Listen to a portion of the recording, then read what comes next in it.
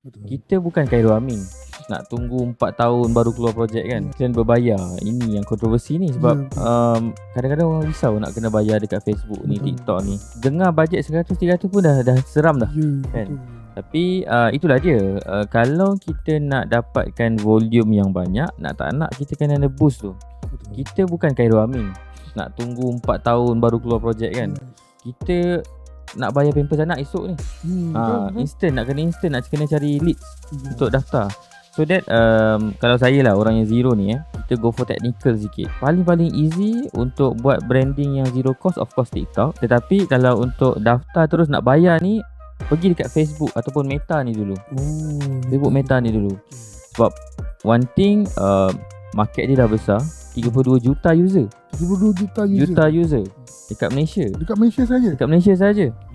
So potensi dia sangat besar. So, kalau kita tahu macam mana nak sampaikan message training yang kita bawa tu dengan cara yang betul, pain point yang betul, saya rasa benda tu dah tak ada isu dah.